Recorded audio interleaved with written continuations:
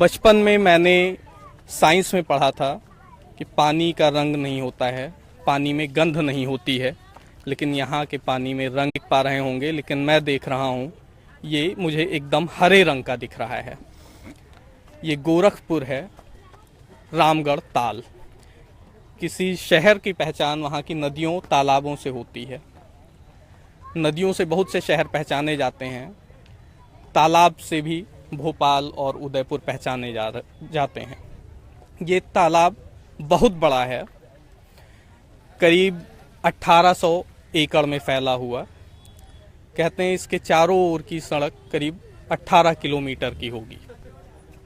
हमारे साथ यहाँ के एक एनजीओ गोरखपुर एनवायरमेंटल एक्शन के में काम करने वाले जितेंद्र जी हैं। जितेंद्र जी से हम बात करेंगे कि इस तालाब की ऐसी हालत क्यों है, इसके लिए जिम्मेदार कौन है, क्या हुआ और क्या नहीं हुआ। इस ताल के बनने की कहानी क्या है? ताल एक्चुअली बहुत प्राचीन ताल है ये जी। और ये ताल को कहते हैं कि जब राप्ती नदी एक ज़माने में इधर से जाती थी, गुजरती थी राप्ती नदी, हाँ। उसी की छाड़न है ये। और ये ताल बहुत ही विशाल है। ये एक ज़माने में 1917 में करीब 1980 एकड़ में था, जो कि धीमे धीमे कब्जा होते होते इंक्रोचमेंट होते हुए आज की डेट में करीब ये 1700 एकड़ में ताल फैला हुआ है। इसमें इतनी गंदगी थी, बहुत शहर का जो इतना गंदगी है पूरा इसमें आती थी। 2008 में क्या हुआ कि 2008 में इसमें बहुत सारी मछलियां अचानक मरी, उस पर काफ़ी बवाल हुआ। हम लोगों ने काफ़ी उसको लेके यहाँ पे जागरूकता अभियान भी चलाया। उसके बाद क्या हुआ कि प्रशासन भी थोड़ा हुआ, क्योंकि एक ज़माने में इसमें आजीविका, यहाँ के आसपास जो लोग रहते थे उनकी पूरी आजीविका इसी ताल पे टिकी हुई थी। और मछुआरे जो थे वो मछली पालन से अपना काम चलाते थे। और करीब इसमें 40 प्रकार की मछलियाँ एक ज़माने में थी, क्योंकि अब 17 प्रकार की ही मछलियाँ रह गई हैं। हमने देखा कि तालाब के किनारे किनारे पूरा सड़क के दूसरी तरफ बहुत ज़्यादा निर्माण हुआ है। ये सब मुझे लग रहा है कि वो कभी तालाब का ही हिस्सा रहा होगा। ये एक्चुअली तालाब का ही हिस्सा है, था हिस्सा पहले, और ये आज भी अनऑथराइज है, क्योंकि ये जीडीए ने तो पास कर दिया, नक्शा पास कर दिया और जीडीए ने कॉलोनी डेवलप कर दी। लेकिन ये अभी वेटलैंड है, जो रामगढ़ ताल का एरिया का पूरा वेटलैंड है। ये वेटलैंड में पूरा निर्माण हुआ है, जो कि अभी सुप्रीम कोर्ट ने भी इस पर रोक लगाई है कि जीडीए ने कैसे इसको पास कर दिया और कैसे इसमें मकान बन गए हैं।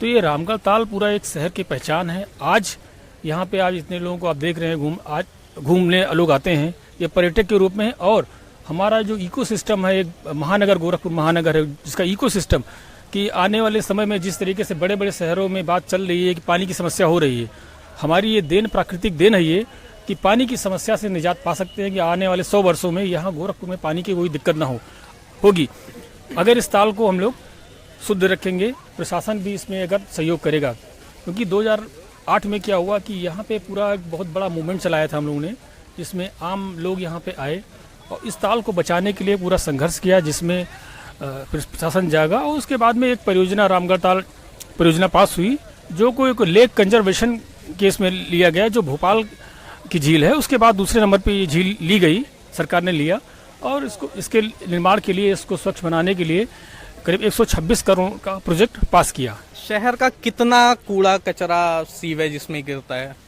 शहर में करीब, आपके महानगर में करीब 600 मीट्रिक टन डेली कूड़ा निकलता है, जिसमें से जो लिक्विड मात्रा में काफ़ी यहाँ पे इस ताल में डायरेक्ट जो नाले, कई आपको गुड़धैया नाला है, पैडलेगंज से नाला जुड़ता हुआ है, इधर सारा स्टेट की तरफ नाला है, 3-4 नाले ऐसे बड़े बड़े शहर के हैं कुछ, जो कि डायरेक्ट इससे लिंक है, और जिसका पूरा गंदा पानी, सीवर का पूरा पानी इसमें आता था। लेकिन अभी शासन ने कुछ, जब ये परियोजना पास हुई तो सीवर ट्रीटमेंट प्लांट भी लगाया है, जिससे कुछ तो पानी इसमें जो आ रहा, कुछ तो ट्रीट हो रहा है, लेकिन कुछ पानी अब भी आधे मात्रा के पानी जो है शहर का, वो अब भी इसमें चला जा रहा है। आज के 6 साल पहले इसका ताल की कंडीशन थी कि यहाँ आप निकल नहीं सकते थे, इतनी बदबू आती थी, जल को मुंह से पूरा पटा हुआ था। ये सिल्ट इसमें इतना जमा हुआ है कि आपको लग रहा है कि ताल की गहराई बहुत होगी, लेकिन सिल्ट इसमें इतना है कि बहुत होगा। तो ये करीब 6 से 7 फीट की गहराई इसमें है। बीच में क्या हुआ, पूरा उसका जल कुंभी निकाली गई पूरी, उसके बाद सिल्ट में निकाला गया। उसके बाद पैसा शायद कम पड़ा, कुछ सेंट्रल गवर्नमेंट और स्टेट गवर्नमेंट की कुछ बातचीत जो चल रही थी, तो परियोजना की लागत जो बढ़ते बढ़ते 200 करोड़ हो गई। और अब पैसे की भी कमी आई, तो उसकी वजह से अपने दोनों सरकारों की राजनीति में ये उलझ गया और काम इसका भी बहुत सारी चीजें काम रुक गई हैं। अभी सफाई अभियान इतने बड़े खूबसूरत ताल के किनारे इतना छोटा सा फव्वारा बनाने की जरूरत पड़ती है लोगों को बुलाने के लिए। एक्चुअली इसको कहेंगे तो क्योंकि इस परियोजना पास हुई, परियोजना पे काम चल रहा था, धीमे धीमे क्या हुआ कि लोगों की जो मांग चल रही थी कि पूरा इसका विकास किया जाए, जो बनना था चारों तरफ फुटपाथ बनना था कि लोग आराम से अपने फैमिली के साथ घूम सकें, लेकिन वो हुआ नहीं। तो इसको एक जेटी के रूप में डेवलप किया गया यहाँ पे एक पूरा कि यहाँ पे लोग आ सके और आसानी से थोड़ा अपनी फैमिली के साथ घूम सके, क्योंकि ये जो पूरा क्षेत्र जो डेवलप किया गया वो पूरा डेवलप किया गया इसलिए कि यहाँ पे एक पर्यटन का पूरा माध्यम बन सके और पर्यटन को देखते हुए ही विकास इसका हुआ था इस एरिया का।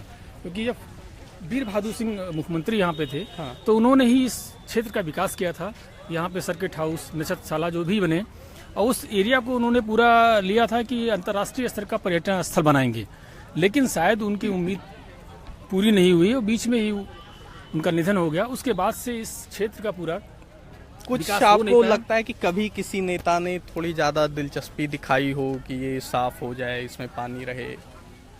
नहीं, नेताओं ने यहाँ पे तो कोई ज़्यादा विशेष दिलचस्पी नहीं दिखाई, क्योंकि ये ताल पे राजनीति तो काफ़ी हुई, लेकिन उस राजनीति का शिकार ताल हुआ।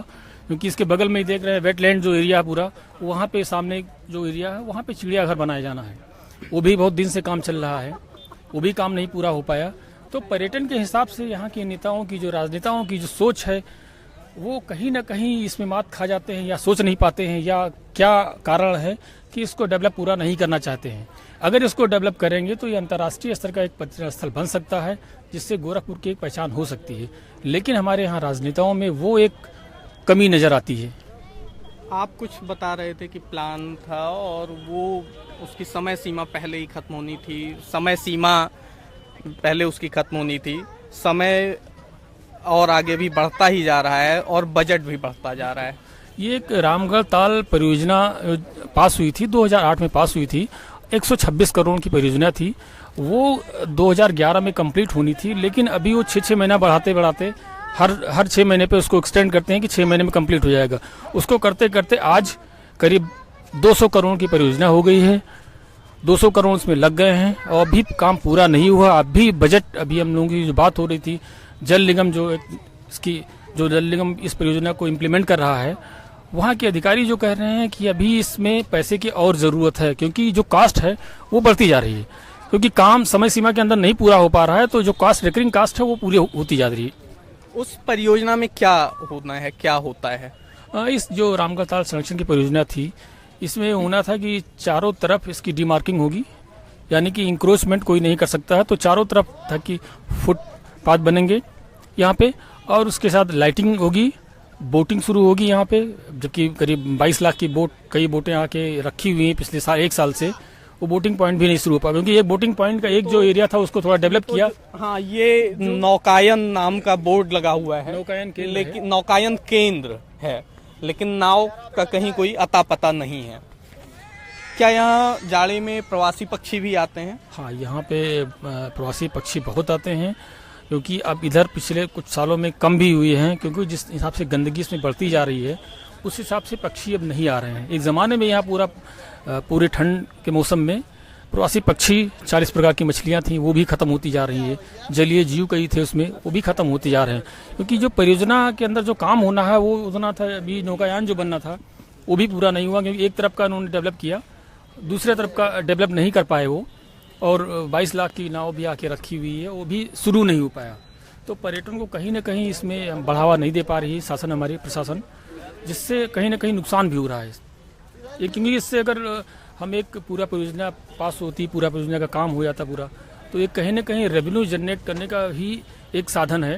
क्योंकि अभी इसमें जो परियोजना तो बन रही है, लेकिन अभी एक इसमें और कमी भी है कि परियोजना में अभी वो नहीं किया गया है कि इसको, क्योंकि गोरखपुर विकास प्राधिकरण GDA जो है उसके हैंडओवर में है, लेकिन GDA अभी इसमें वो नहीं कर पाया कि अब उसको मेंटेन कहाँ से करेंगे, क्योंकि मेंटेनेंस कॉस्ट इसमें कोई नहीं है कि जब परियोजना खत्म हो जाएगी उसके बाद मेंटेनेंस कॉस्ट GDA को वहन करना है। लेकिन GDA अभी कुछ ऐसा काम नहीं कर पाया है कि जिससे कुछ रेवेन्यू जनरेट हो पर्यटक लोग आएँ या यहाँ लोकल के लोग जो आए यहाँ घूमे यहाँ पे, कुछ उससे रेवेन्यू जनरेट हो और आगे उसको हम मेंटेन कर सकें। तो एक वो कमी यहाँ पे भी है। मुझे ये लग रहा है कि यहाँ का सारा जोर इसकी सफाई पर न होकर इसके सौंदर्यीकरण पर है, जबकि पहला काम इसकी सफाई का होना चाहिए।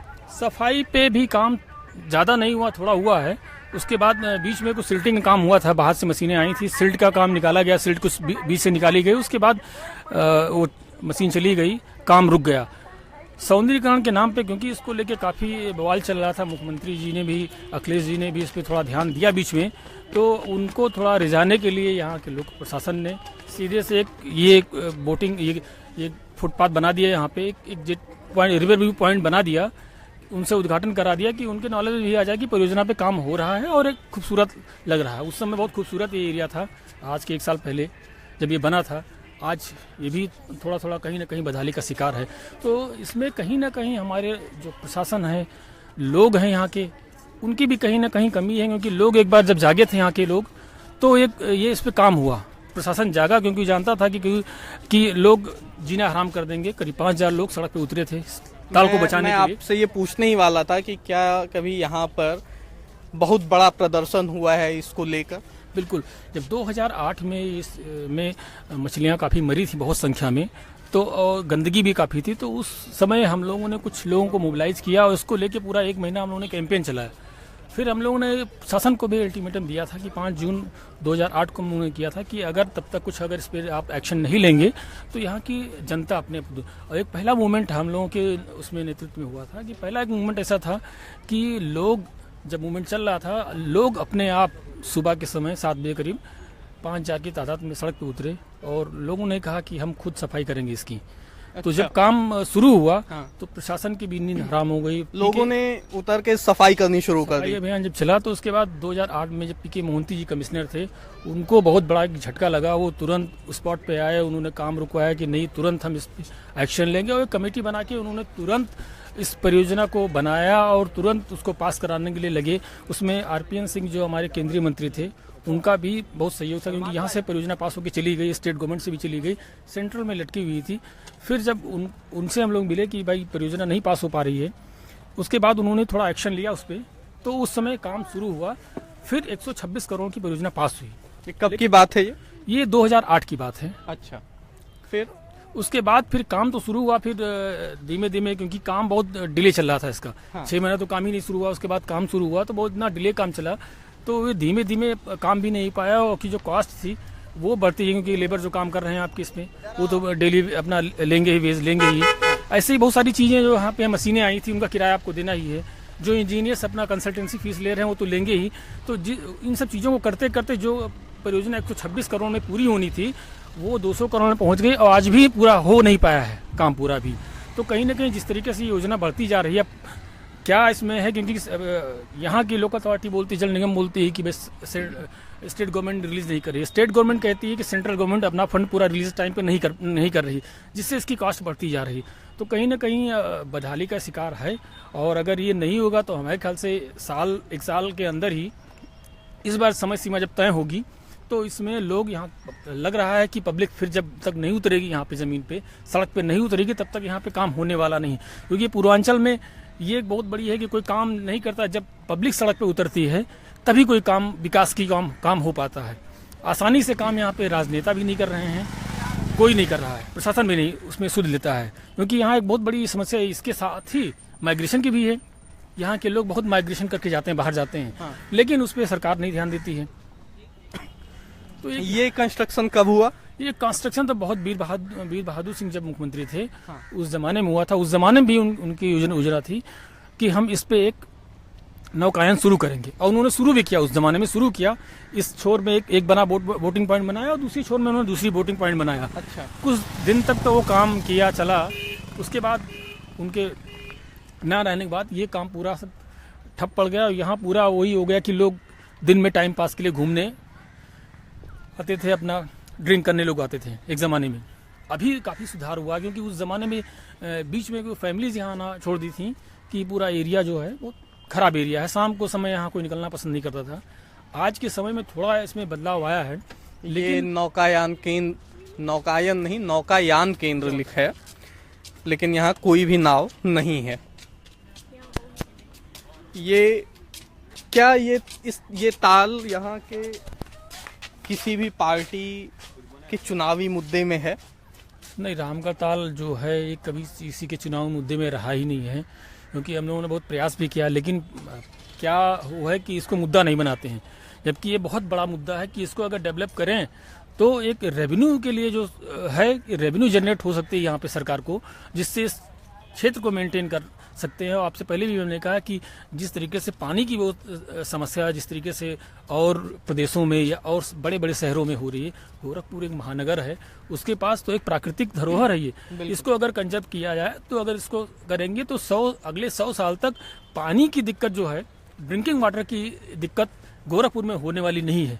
लेकिन जिस तरीके से काम इस पे चल रहा है, गंदगी बढ़ती जा रही है, सीट जमता जा रहा है, उससे आने वाले समय में गोरखपुर में भी पिछले साल हुआ गर्मी के महीने में पानी की बहुत बड़ी किल्लत आई, उसके बावजूद भी किसी का ध्यान इस पे नहीं जा रहा है। पिछले कुछ सालों में गोरखपुर में ग्राउंड वाटर का लेवल कैसे बदला है? पिछले कुछ सालों में ग्राउंड वाटर लेवल तो बहुत डाउन हुआ है, क्योंकि एक ज़माने में अगर गोरखपुर की पहचान, जो गोरखपुर महानगर की पहचान थी, ताल तलैयों से हुआ करती थी। 1917 में यहाँ पे करीब 317 वाटर बॉडीज शहर के अंदर थी। आज घटते घटते करीब 17 वाटर बॉडीज रह गई हैं। 17 ताल तलैये केवल शहर के अंदर रह गए हैं, जबकि एक जमाने में 300 से ऊपर यहाँ पे ताल तलैये थे। शहर में 300 से ज्यादा ताल तलैये थे और आप कह रहे हैं 17 मात्र बचे हैं। उसमें से भी आधे पे कब्जा हो चुका है, लेकिन यहाँ पे लोग नहीं जागरूक हो रहे हैं कि प्रशासन और शासन नहीं जाग रहा है, क्योंकि कहीं ना कहीं उस कब्जे में कहीं ना कहीं किसी राजनेता का या नेता का ही हाथ है कि कब्जा उनका है। यहाँ पे सड़क की जो कब्जा है वो नेताओं का है, बिल्डरों का है, किन का है? वो ये सब का है। जो बड़े माफिया भूमाफिया हैं, बड़े कॉन्स्ट्रक्टर हैं, वो हैं। नेताओं, कई नेता मंत्री भी उस कब्जे में हैं कि उन्होंने कब्जा करके उस ताल को पाट के आज वहाँ पे आलीशान बिल्डिंग बनी हुई है। ये अंधेरा हो चला है, थोड़ी देर में ये शायद दिखाई देना भी बंद हो जाए। नमामि गंगे परियोजना चल रही है, करोड़ों रुपए खर्च हो रहे हैं गंगा की सफाई पर। न जाने उसमें कितना साफ होगा, कितना नहीं होगा, लेकिन एक योजना ऐसे ताल तलैयों के लिए भी चलनी चाहिए। हम गोरखपुर में हैं। द लल्लन टॉप के लिए मैं अमित और मेरे साथ गोरखपुर के दोस्त वली हैं, जो कि ये रहे।